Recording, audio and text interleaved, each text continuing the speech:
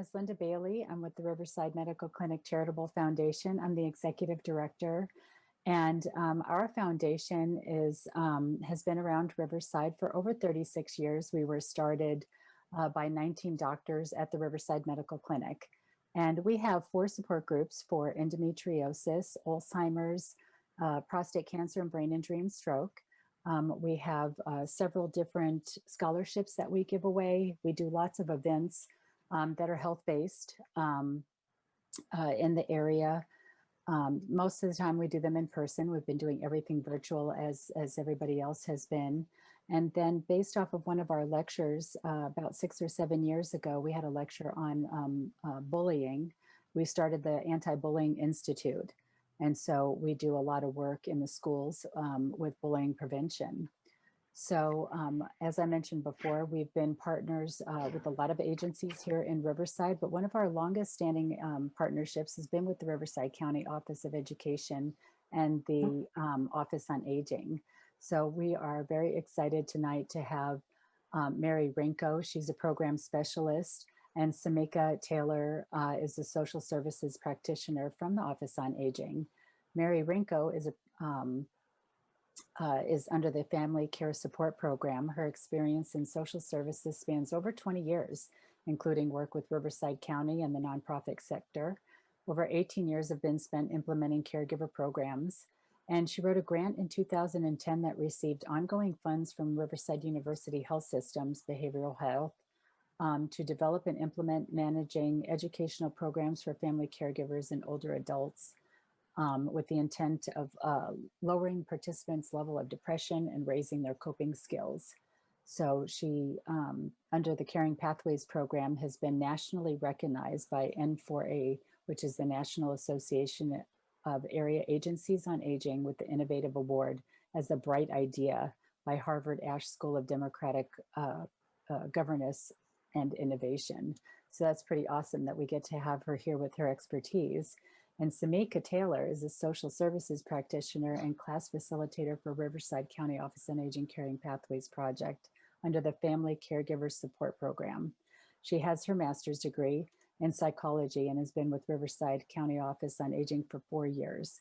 She began her career in social services as a social worker for foster youth for several years and later found out that she had a niche for working with seniors and family caregivers.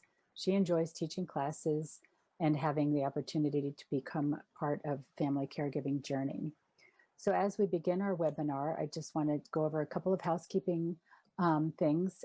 You guys have all hopefully found the chat. That's how we'll communicate with each other. And then we're going to start off with Mary giving part of the presentation. Then we're going to have a short Q&A session so that Mary can answer your questions. And then Samika is going to take over, and she's going to give her part of the presentation and then have a Q&A session after that. So feel free throughout the session to put your questions in the chat, and we'll catch up with those questions at the end if you need. And then we'll have, they'll both be doing some interaction where you can answer them in the chat. So every once in a while, I'll kind of interrupt to help them see what your chat messages are. And if you need anything, please feel free to let me know. So I'm going to leave it to them. Mary, why don't you go ahead and take over? Okay, thank you so much, Linda. Thanks for having us here today. Yes. My name is Mary Renko. I'm with the Riverside County Office on Aging's Family Caregiver Support Program.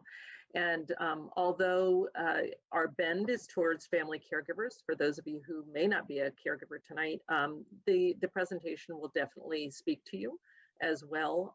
We just happen to use that terminology a lot. And so those people who we typically are talking to are those persons who are typically unpaid family members who are caring for an older adult. And there's a variety of reasons why they might be in that position.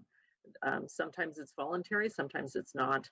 And we find that caregivers of all the population tend to give wholly and with all their heart, and sometimes at the risk of burnout. So self-care and emotional wellness is really something that we talk about a lot, and we have to remind our family caregivers of that a lot. So I think we can agree that caregiving has many rewards, but the shift in roles and the requirements to continuously adapt lead to a range of emotions. And the emotional and physical stress of caregiving is common. People who experience caregiving stress can be vulnerable to change in their own health. And that's what we're going to talk about today.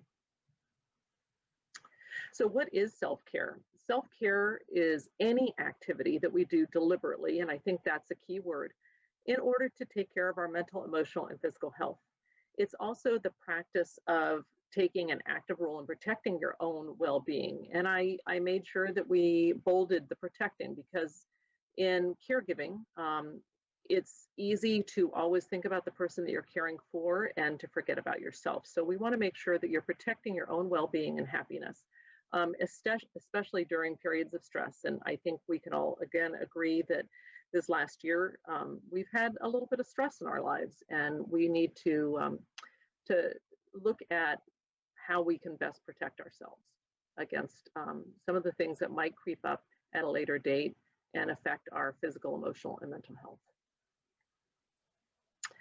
Self-care means you're recognizing the relationship you have with yourself and prioritizing it. And what that means is being intentional in your effort to maintain good health and to be aware of what's going on around you and what's affecting you. It sounds like a simple concept, but it's very easily overlooked. And I think we can all agree, you know, whether it's one of those evenings in which you sit down with, you know, the sleeve of Oreo cookies and you lose track of how many you're eating, or you are working, you're working 24 hours a day, it feels like. It really might only be 10 hours or 8 hours, but you haven't gotten up from your chair. So it's really easy to overlook some of the things that you can do on a regular basis for self-care. Good self-care is key to improved mood and reduced anxiety. And it's also really good for the relationships in your life with yourself and with others. So the question is, have you been practicing self-care regularly? And if so, how do you take care of yourself? And this is your first opportunity to put something into the chat. We'll see how this works. If not, what's stopping you from taking care of yourself? Go ahead and give us a few answers here. That's the best GIF I've ever seen. Like the little dog. All right. So one of the ways that we can take care of ourselves is by obviously pampering ourselves. That's what this signifies here, the little puppy dog. So we want to make sure that that you are taking that care. Self-care means that we're recognizing that we are important, and it sometimes means that you're doing some things that maybe are not healthy for you. That sleeve of Oreos is a good example of that. This is important because sometimes it means forcing ourselves to get out of our own way. Look at the excuses you're making and become aware of your unique needs, right? What is it? Each one of us is unique in our situation, in our work life, in our home life. And so you are keenly aware of what your own needs are. You just need to clue into that. Take a minute to reflect on what would happen if something happened to you. How would that affect those that you're caring for, those that care for you? And really, that might put it into perspective of the importance of self-care. We have a few people, Mary, who spoke about what they've been doing for self-care. Oh, why don't you go ahead and share it? Thank you. We have Deanna, who says she participates in video exercise classes. Stephanie, this sounds good. Take a nice hot Epsom salt bath, an essential oil bath with candles. Very nice. And Dallas, he said he doesn't really have time to take care of himself. And he says that he knows you and you know kind of the situation that he's in. So. Yes, I know, Dallas. We're going to have a long talk, Dallas. We'll get to the whether or not you have time in just a few minutes. So hold tight on that. And I definitely appreciate those that were willing to give us some ideas on what you're doing to provide some self-care. Maybe that'll give some of the others some ideas. So how do you start becoming more conscious and intentional about your self-care? Get in the habit of checking in with yourself, listening to what your mind and body tells you that you need. I had a client one time say to me that they realized after taking one of our classes that every morning, about an hour after they got up, they kept commenting on how tired they were. And suddenly it clicked with them that every morning they're saying they're tired, and yet they had just gotten up. So that's where you need to check in with yourself. What are you telling yourself? What is your body telling you? What are your emotions telling you? If you're finding yourself near tears every day, that would be a sign that you're near burnout. If you are feeling hopeless, that's a sign that your spirit is waning, and you need to do something about that. Remember, it's okay to start with small steps, baby steps. Those are better than no steps at all. Mm-hmm. So take a moment to evaluate your current state of well-being. So take a look at this list and see how many of these you might be checking off. Are you feeling lonely or isolated, irritable? Most everybody I know has trouble sleeping. It's kind of a shame, but that's how it is these days. Do you have difficulty concentrating or making decisions? Do you get upset as you see your loved one change over time, or something simple that wouldn't have upset you before? Maybe it's upsetting you now. Do you feel that there's a loss of privacy or personal time? I think anybody who's caregiving might be able to relate to that. Do you feel unwell a lot? Do you have stomach problems, headaches, body aches, etc.? If anybody wants to share, that would be fine. Otherwise, we'll go ahead and move on. Okay, Dallas says 6 out of 8. Well, Dallas, we definitely need to talk. That's a clear sign of burnout, and we need to be concerned. We need to be concerned when someone gets to that point. There will be some things we'll talk about. Myths and facts of self-care. So sometimes people think that self-care is selfish, and that's not necessarily true. It's different for everyone, but it's ultimately about refueling yourself in order to better engage in life and with those around you. And as a family caregiver, it's vital that you refuel, because if you don't have anything to give to feed yourself, you can't keep giving to other people. So it really is vital to make sure that you can refuel and regenerate the energy that you have. Self-care is optional. It's a luxury. I can only afford when I have time. I can see Dallas typing right now. It really can't be a luxury. It has to be a priority. When you feel you don't have time for self-care, that's when you need it the most. So keep that in mind. Self-care will take too much of my time. I already do enough and have enough people to take care of. But what we know is that looking after yourself should be an ongoing task. And that, again, will build resilience and help you prevent burnout. It doesn't require a huge chunk of time from your busy day. The last myth that we're going to cover is practicing self-care gives me more things to add to my to-do list. And we know that it's not about doing more. Sometimes it's about making time to let go and to breathe. You're important. You need to prioritize this time. And it's not meant to be stressful or an added burden, but it can be done in very, very small amounts, and you will feel the difference. Mm-hmm.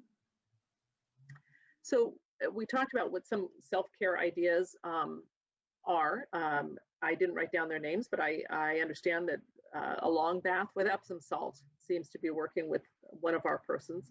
And doing some video conferencing probably helps with the isolation and feelings of loneliness that you might have. Any other ideas on what you might have in terms of self-care? If we're going to talk about just short snippets of time, what would that look like?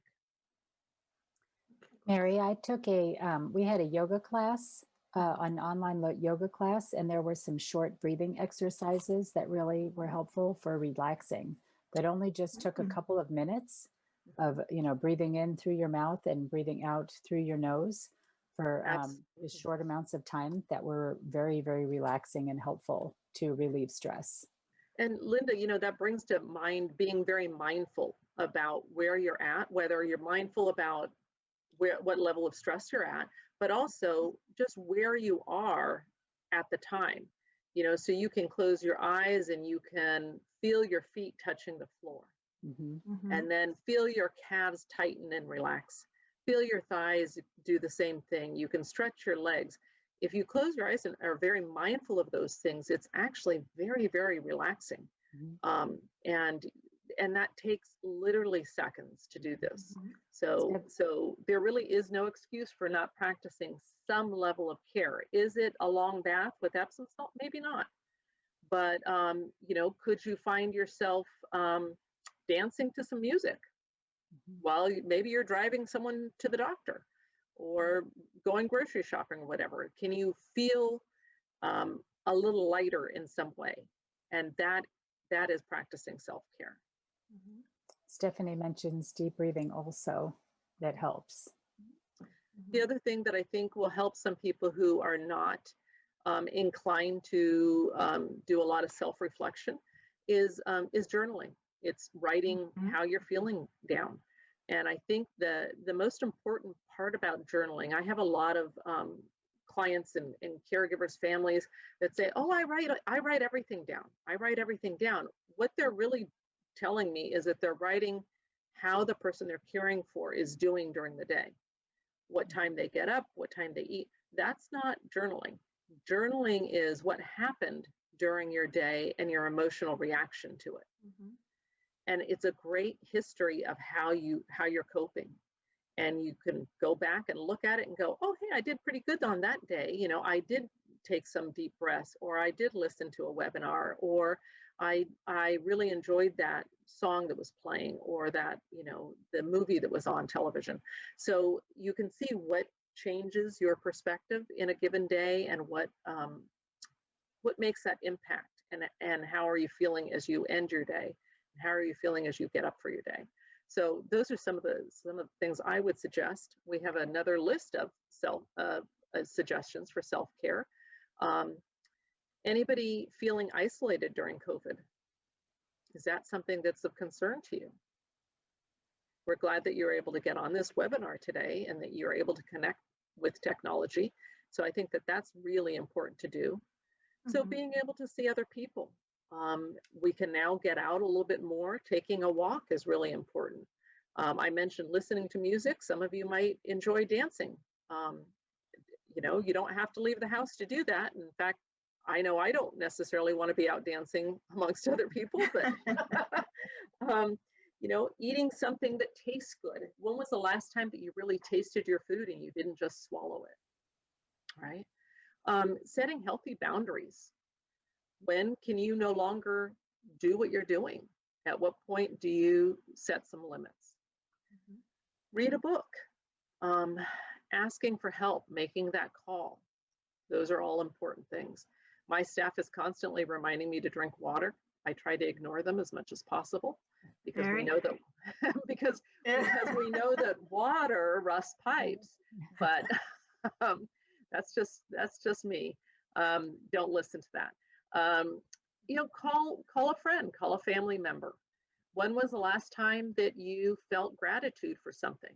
And you might be a caregiver, you might not be, but at what point do you realize that, yes, this is tough, but I'm just really grateful that I have my mom still here with me. I heard that someone was caring for a mom, I think they were 97. Is that right, Linda? Someone who's joined us today, and how wonderful to be able to share that time with mom. Yep, and to be there for her during the time that she needs you. I think that's great. So just keep these ideas in mind, and see how else you can expand your self-care routine to make a difference in your life. Dallas mentions that he works on his genealogy, which is something else that distracts him. That's Yeah, great. yeah, I think that that's a really good point, is finding something that can distract you and take your mind off of maybe your regular stressors, what's getting to you. So I think that's a great thing to do. Having a hobby and not letting go of that is really important. Samika, are you ready to take on emotional wellness? Yeah, let's talk about our feelings. That good mushy stuff. Do we have any questions for Mary before Samika gets started? Anything specific? We could always ask them at the end also. But go ahead and throw those in the chat and I'll catch up with Mary at the end. Okay. Go ahead, Samika. Mary, I don't have control of the slide. Oh, sorry about that. So in addition to self-care, we also have to consider our emotional wellness. So a lot of the times we like to focus on our physical health and our mental health. We also have to think about our emotions and how we're feeling on a day-to-day basis. So those emotions that we sometimes ignore, we definitely have to think about them and acknowledge them. So emotional wellness involves the ability to acknowledge and accept a wide range of feelings in yourself as well as in others. So we all have feelings, we all have emotions. The key is how are we dealing with it, or are we even acknowledging our emotions? So it's important to be able to freely express and manage your feelings and emotions. So if we have all these feelings and thoughts and all this stuff going on, at some point we're going to have to release some of that and talk about it, right? So if we have our busy days, and I know as caregivers, your days are super duper busy, and if you're feeling frustrated or angry, you may think about it, but you don't have the time. You have to just keep going. But there's only so far you're going to go if you don't acknowledge how you're feeling, because you're stuffing all those feelings in. And it's also having the ability to realistically evaluate your limitations and effectively cope with stress. So if you're able to handle your emotions, it'll be easier to handle your stress. An emotionally well individual maintains healthy and satisfying relationships with others. Mary? So emotional wellness for caregivers. So one of the biggest challenges for caregivers is finding the time and energy to take care of your own health. And I think Mary mentioned this several times. Our self-care is very necessary. So not just for caregivers, for everyone. I'm guilty myself. I don't always take care of myself, but I have to do a reality check. And as one of my caregivers says, I have to put myself in an adult timeout to make myself take care of myself. And again, like I mentioned earlier, emphasis is often placed on being physically healthy. Emotional wellness is not always addressed. So even when we go to the doctor, where the doctor always talks about our physical symptoms and our health, but when's the last time your doctor talked about how are you doing emotionally or mentally? So that's very, very important. And being a caregiver does not mean you have to sacrifice your own health and well-being. And how long, like Mary talked about earlier, how long are you going to be able to do this? What's going to happen if something happens to you who would be the caregiver, especially those of you who are the only caregiver? So neglecting your health is not the best idea, because even probably thinking about, oh, what's going to happen to me, that can definitely cause some fear and some stress and some anxiety as well. And along with caregiving, so taking care of a loved one with an illness or disability can stir up some complicated emotions. And we know even without caregiving, we have different emotions all day long. We may wake up Monday morning, we're grumpy. By 10 o'clock, we're okay. By lunchtime, we call that hangry. By break time, we're okay. Our emotions change all day long. So add caregiving on top of that. Your emotions are everywhere, but you're feeling the way you're feeling for a reason. There's always a reason behind what you're feeling. You may have great days when you feel a deep sense of fulfillment and connection, or hard days that are filled with guilt, grief, or anger. And there's nothing wrong with having those feelings. So some people feel guilty for being angry at their situation or being or they may feel resentment for having to take care of their loved one. Those things are all normal to have when you're in this stressful situation. So you might even have conflicting feelings like love and resentment at the same time. So you may love taking care of your mom, but you may feel resentment that nobody else is coming to help you. You may have siblings and you're the only one doing any work.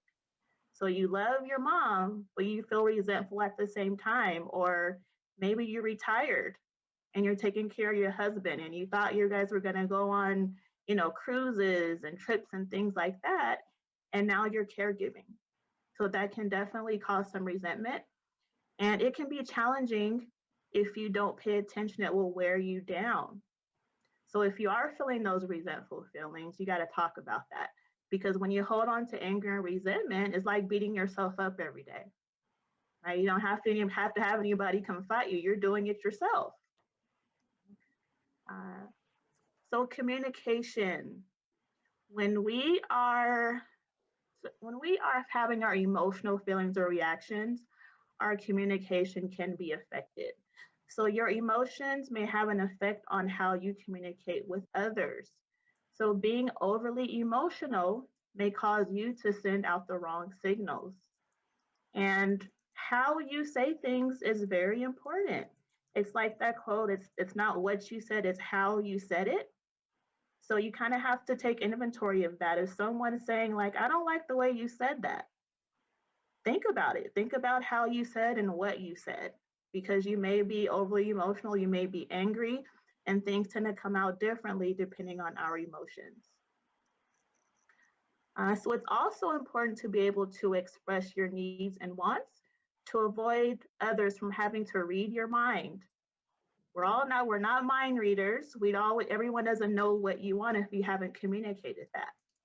So when your needs aren't being met or acknowledged, it may cause you to have a negative emotional response.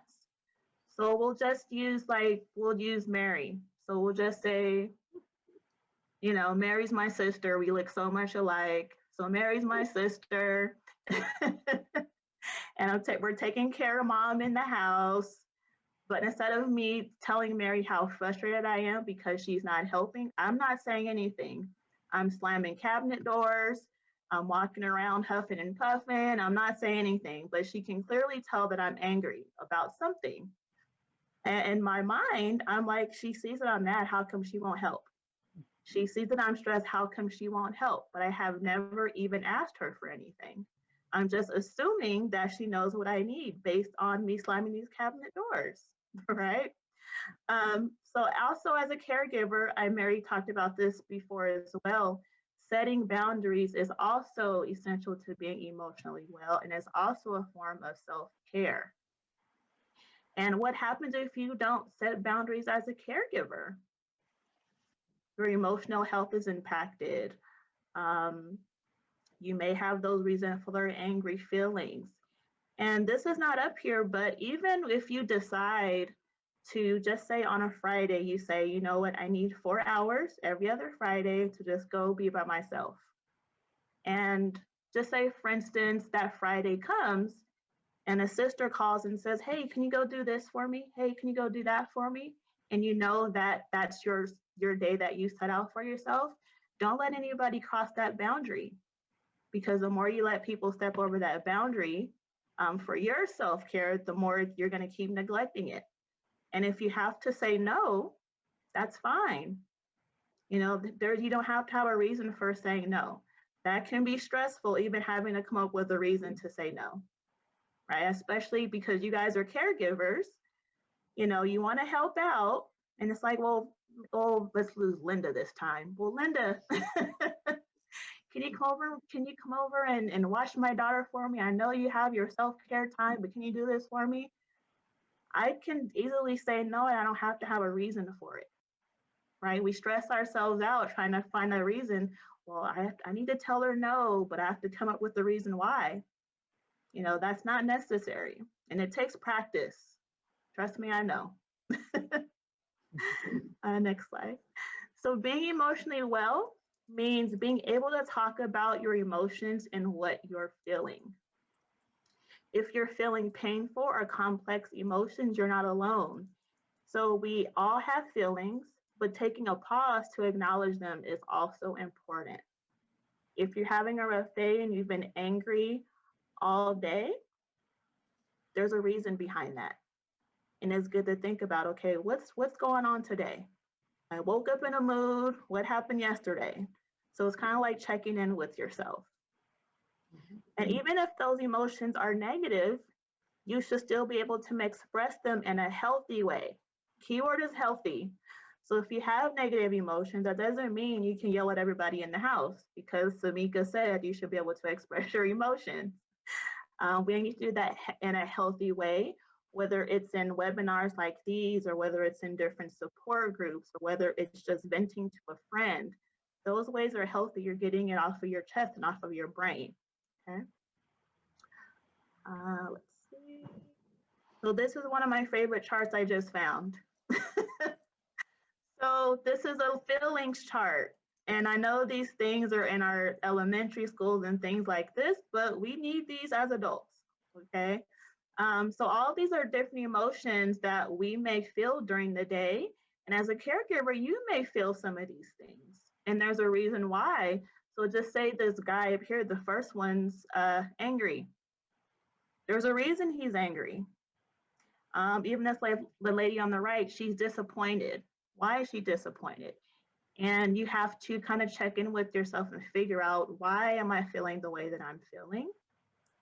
And I've heard a number of therapists say, feel your feelings. And it's scary to do that sometimes. It's like, no, I don't want to feel those. What are those feelings for? I don't want to touch those things. They make me nervous. They make me itch. I don't want to talk about it. But you feel so much better when you talk about things.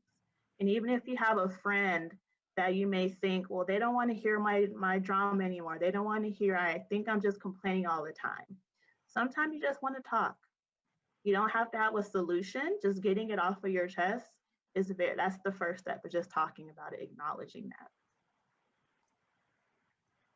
that. So expressing your feelings. We are going to practice.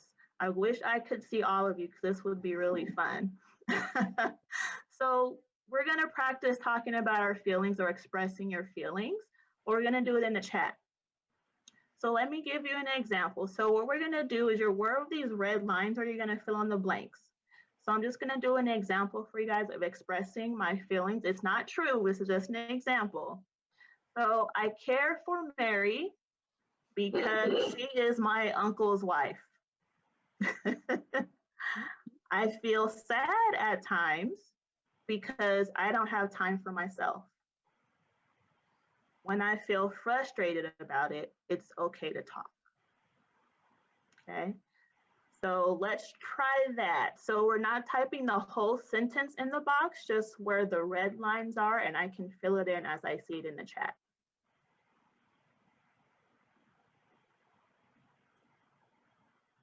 So we've had a few people comment on some of the recent things that you've said, Samika. We said that Stephanie says that she has a small circle of friends that are like sisters to me, and they get together over Zoom every 2 or 3 weeks, and that helps a lot. And then Nancy says that she lost, after she lost her job several years ago, that she lost most of her friends also over the years. And but she does have a mental health therapist and a psychological doctor that she talks with. Nice. As long as it's somebody, even if you have to go to a support group to do that, because you'd be in a group with other people who are in similar situations. So if you're having those feelings, it'll be, no judgment there, because they may have felt some of the same things that you felt at some point. Stephanie says that she talks with her mom. Her mom. Okay. So I don't see anybody in the chat who did the express your feelings. Okay, so Letitia says she cares for her husband because she took a vow and she loves him. It's very sweet. Very sweet.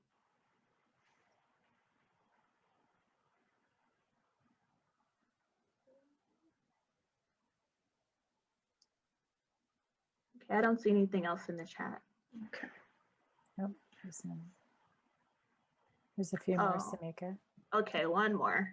Let's see.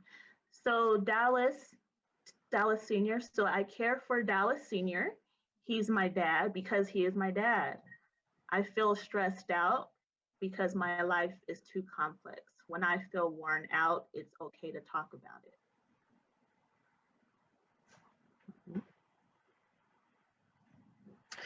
Does Dallas have a method in which he uses to talk, or does he have a group in which he talks about it?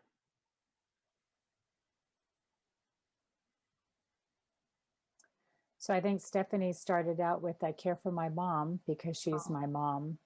And then I feel overwhelmed at times because it's just me and I feel angry, but it's okay that I talk about it. So hers was in 2 parts. Okay. Very nice. She also says, who will care for me? Because she's an only child. Mm-hmm. I care for my husband and dad because I love them.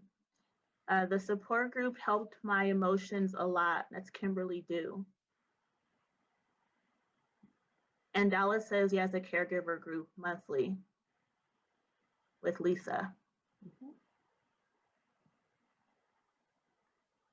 Well, it sounds like some of them are having the ability to express their feelings, whether they're in a small group or with a therapist or a doctor. Those are all ideal because the range of emotions are varied and they can become overwhelming. And during COVID and during this time of pandemic, we often don't get a chance to see other people who we normally would see. So we're hoping that you are connecting to a group, whether it's through Zoom. I really appreciate Stephanie saying that she's surrounded herself with a small group of friends that are supportive to her. Sometimes as a caregiver, it's hard to find friends that understand what you're going through and understand some of those emotions because they haven't yet gotten there yet. They're not caregiving for anybody. They've never been a caregiver. They can't really imagine how their life would change as such. So those of you who are caregiving may be able to remember back before you were and how foreign that might have been to you. But I think we can all applaud those of you who are getting some of that assistance and want to encourage those who aren't to go ahead and start talking to somebody. And you might want to write some of these down. This might be a good way that you start a journal. Write that I care for and I feel this way, and it's okay. And it's also helpful. I know it's in the chat, but it's also good to just say this out loud. Because thinking it is one thing, but being able to express it openly is another thing. And you're just talking about it, even though no one may be listening, but you just saying it can make you feel so much better. Deanna says, I care for my husband. I care for my husband because he's my husband. I feel resentful at times because our life revolves around his health schedule. Let's see. Nancy says, I think that's mother-in-law, live-in family, and she feels overwhelmed. Other members don't help out. I crashed on the 19th. Cumulative chronic stress manifested in physical symptoms, and I had to reassess what routines are necessary on a daily basis. For those of you who are perfectionists and have always planned everything, you will soon find out, if you haven't already, like Nancy has, that you can't do everything you used to be able to do. And we are very sorry to hear that Nancy had to have such an episode in which to then take inventory of what's important and what's not. In some of our classes, I can't tell you how many different times I've asked people, is it really that important to dust? When they think that they need to still be doing that, on a regular basis while they're trying to bathe someone and dress someone and get them to the doctor and those kind of things. It's interesting how your priorities need to change. Okay. Valeska says that she feels angry because she wants to spend more time with her family. Mhm. That was a little bit higher up. Oh, she also says, I have to be sitting with my mom all the time because she is too scared to be alone. Okay. Okay.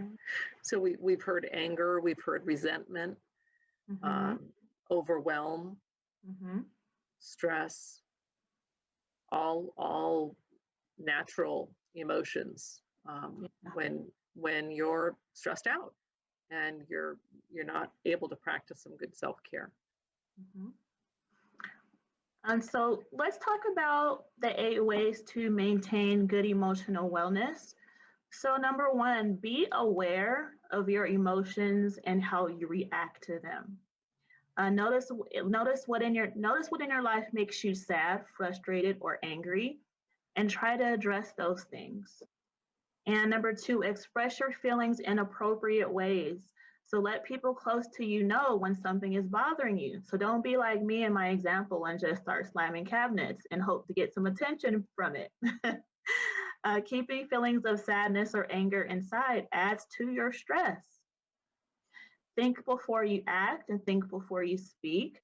Give yourself time to think and be calm before you say or do something that you might regret. Sometimes we get into our feelings and we say all of these things, and then later it's like, I shouldn't have said that. And manage your stress, or learn to manage your stress. Learn relaxation methods to cope with stress. These can include deep breathing, meditation, exercise. We talked about the journaling earlier, taking a walk. What else did we talk about? Who said something about the essential oil bath? All these things can help you cope with your stress. Engaging in your hobbies as well. The other thing I want to add to your number 1, Samika, when it says try to address or change those things, one of the things that we talk about at length in one of our classes is to identify what you have control over and what you don't. Because the more you try to change something that you have no control over, the more frustrated you're going to get. So you really need to identify what you have control over and then try to make those changes. If you keep trying to change your brother's attitude or your mom's way of doing things, and you don't really have any control over how she's caring for dad, then you're just going to need to let it go. And recognize that that's not something that you have control over. So really spend a little bit of time. That would be another really good exercise in a journal, is what do I have control over and what do I not? And how does that make me feel?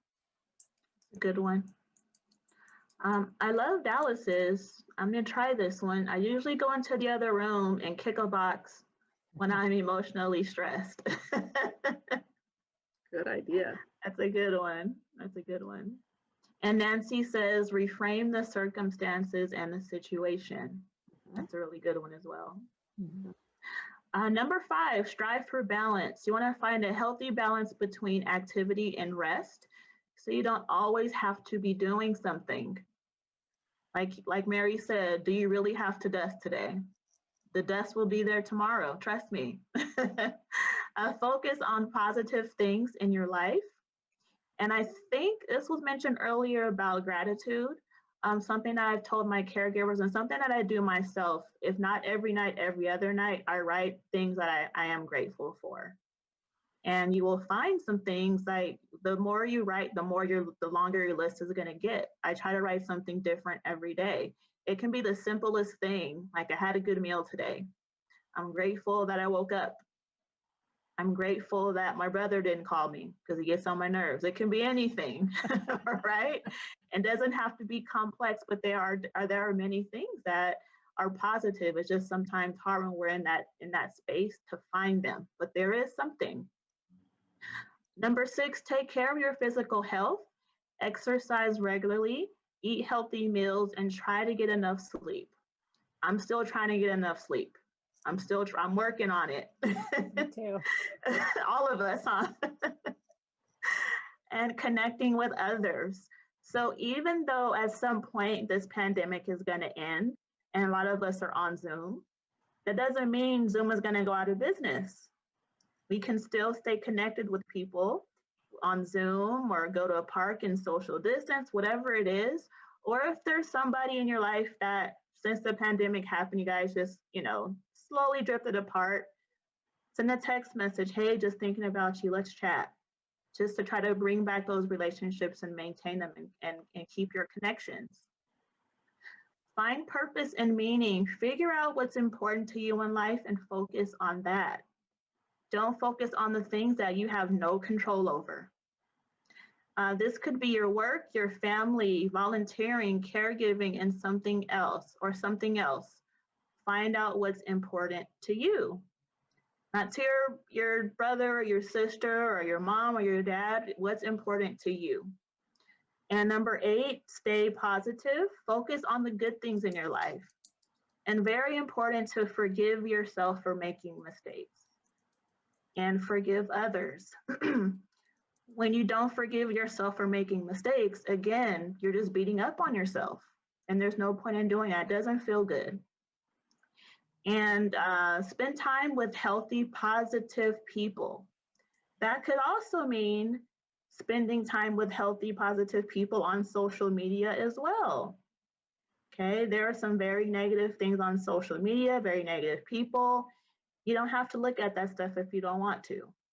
Okay, so I've done this too, is cleaning up the social media, blocking people who are negative, and I don't want that in my life because it just adds to your stress. Let's check the chat box before we.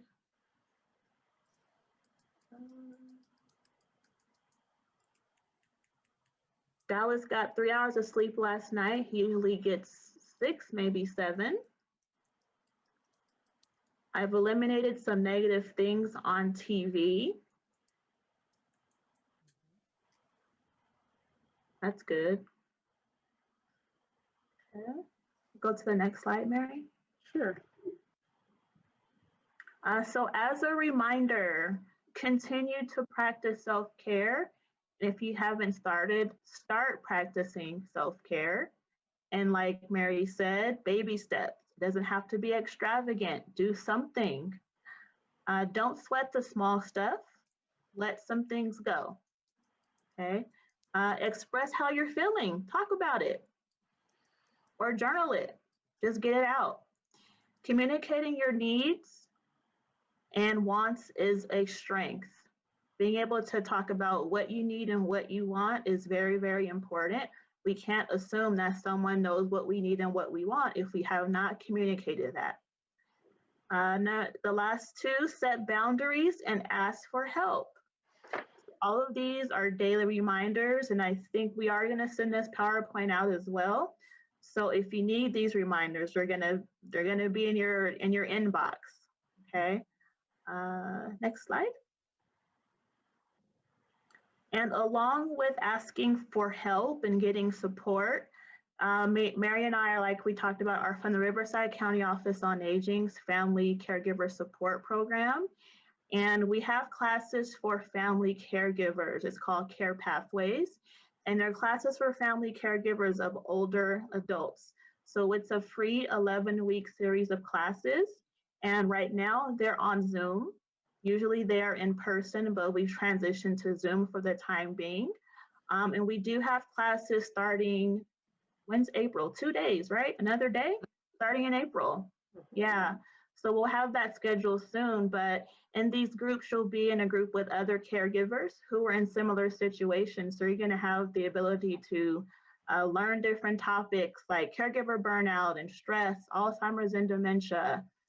There's a legal and financial issues class that we also do.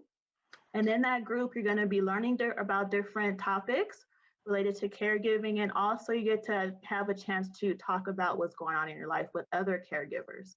So those emotions that you feel and that you don't have anyone to talk about with them, you're going to be able to do that in these groups. It's for you. Okay.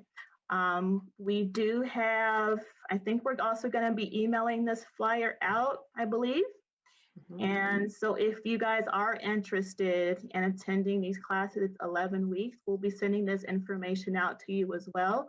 Or if you know someone who would be interested or would benefit from these classes, it will be very good that they join the classes. And they are free. Respite Care may be available. And we also have through Family Caregiver Support Program, we also have case management and we have care coaching available as well through this program. And I don't know, Mary, if you wanted to add anything about Family Caregiver Support? It's an expansive program, so we do offer a lot of support to family caregivers. Samika mentioned respite care, and we understand that a number of you are feeling near burnout. So respite care is one of the things that we can assist with on a very incremental basis. It's not meant to take over if you're trying to go back to work, but it can give you a breather so you can kind of regroup and revitalize a little bit.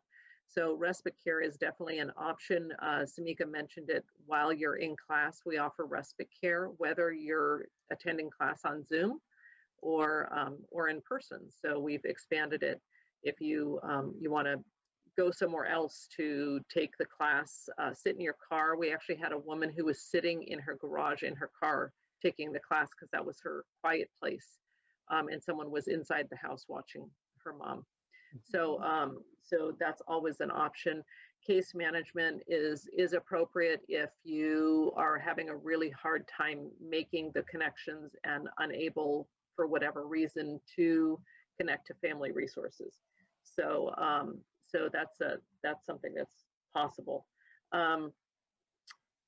The one thing that we didn't mention, Samika, and I'm going to go out on a limb because we weren't really prepared to say this, but since I recognize some of the names that are on this call today, is that we have been working diligently for probably 2 months now to establish a Care Pathways 2.0. For those of you who have already graduated from Care Pathways and are looking for kind of a refresher and a little something new and another way to connect to other people. So we will be starting Care Pathways 2.0 in mid-April. So right about the time that our regular Care Pathways is starting, Samika and Guillermo will be teaching Care Pathways 2.0, which will only be a month long, so it's 4 sessions. And you have to have graduated Care Pathways before you can take the 2.0 series. And that is all the resources through the Family Caregiver Support Program that I can share with you right now. We do have connections to how to complete an IHSS application, just all sorts of other things, CalFresh, those kind of resources as well, adult daycare, legal assistance, legal aid, those kind of things. So keep us in mind if that is of use to you. The workshop classes they might seem a little overwhelming, 11 weeks, but usually by about week 3, we have people saying, is it already week 3? How many more weeks do we have? Oh, I don't want this to end. So keep that in mind. We actually have one group, Samika runs a support group that we call an aftercare group. And it was made up of people in some of our original classes that took place in 2011, and they just never left. So keep that in mind, that you can stay on with us for a long time to get that support that you need. Yeah. And then if you'd like to be in touch with us, if you want to send your specific questions to us, here's our addresses, the phone numbers. We encourage you to do that. We did have some questions in advance of the webinar. One was talking about resentment and some of the emotions that they're feeling, as well as the person who's being cared for. We do cover emotions quite a bit during Care Pathways, and we would be more than happy to talk to you in that regard. Another question was whether or not they would be able to stay connected to others when Zoom is no longer a thing. And we're looking forward to Zoom no longer being a thing, but we also acknowledge that we've been able to reach many, many other people who we normally wouldn't have reached. And so we've already discussed continuing with a Zoom class, continuing with at least one Zoom support group. So for the person who asked that question, I wouldn't be too concerned, because I think in general, you're going to find a lot of Zoom will continue even after the pandemic is over. And then someone else asked about questions for resources for the person that they're caring for. In this particular case, we're talking about depression. I would prefer to probably answer that directly to the person, because I don't know where you live and what the situation, what you've tried before. So if you would like to email me or give me a call, I'd be more than happy to take that question and delve into some of the resources that are available. And if you have any other specific questions, I'm more than happy to take those now or through an email. We have support groups over at the clinic also that hopefully we'll be able to start up soon. And mostly they're caregiver. We have a lot of caregivers that come to the groups for the prostate cancer, Alzheimer's, and brain injury and stroke. And oftentimes we split up the groups as well. And that's where Mary has, come to be a presenter for us. So it's been very helpful. And until then, we'll be on Zoom also. But one of our other partners too is the Inland Caregiver Center. There's lots of resources on our website that can get you some assistance too, and help you guys out. So I'll go ahead and just drop the second question in real quick while we're waiting to see if anybody else has any questions for Samika or Mary. And somebody said that they had a little bit of trouble signing on, so I'll take a look to see if we need to change that a little bit. And as I mentioned, we are going to have this presentation sent out to you guys, and the recording will be sent out to everybody that registered. And I put our information about our YouTube channel. We have over 100 webinars that we have done in the last few years, and they're all, very relevant to different subjects, and this one will be relevant for a very long time. So we're glad to be able to have this recorded, and people can watch it over and over again. So that's really terrific.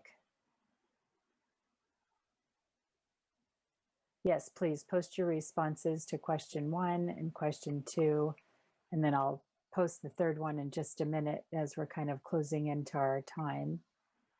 And if anybody has any other questions, you can also always send them over to the foundation. If you want to sign up for our newsletter where you can get additional webinars, you can do that at rmccharity.org. That's our website, and you can sign up for our newsletter. But thank you very much for answering your questions to our poll, and I'm going to drop in the third question now. So I did want to thank Mary and Samika for all of the wonderful information. I hope that everybody feels like the last hour was taking some self-care for yourselves, because just listening to somebody saying that it's okay to not be okay sometimes is the best advice that you can hear, and everybody that does care for somebody else's, it's very unrewarding sometimes, and just knowing that you're helping somebody should tell you what a caring person that you are. Mary or Samika, do you have any last final words before we finish up for this evening? No, I just think that everybody should, as they get off the webinar, that they take a deep breath and pat yourself on the back, and know that you did take this time for yourself, and really to better the relationship you have with the person you're caring for. And just know that there are people out there to help you, whether it's through the Office on Aging, through Riverside Medical Clinic Foundation, or any of the other multiple resources out in the community. So just know that you're not alone, and we welcome you to reach out in any way you need to. What she said, I agree. Well, thank you very much, both of you, and thank you to the Riverside County Office on Aging. I know that you have been working very, very hard to help so many people um, uh, over this past year and beyond. So, we really appreciate everything you've done in our community, and thank you very much to everybody who has attended this evening. Please take a very, very deep breath and let it out very, very slowly. And hopefully those will be your first steps to taking care of yourselves. I really appreciate you being here tonight, and I hope you join us again for our next webinar. We have several webinars coming up, and we also have a free bingo night for all of our support groups. And so just check the calendar on our website at rmccharity.org and join us for a free bingo night. We have free prizes. We have a lot of fun with all our support group members. Or just anybody that wants to join. It's really for everybody. And I guess with that, I will close it out for this evening and say good night. And we will see you in April. So everybody take care of themselves and good night. Good night. Thanks for joining. Good night. Good night. Thank you.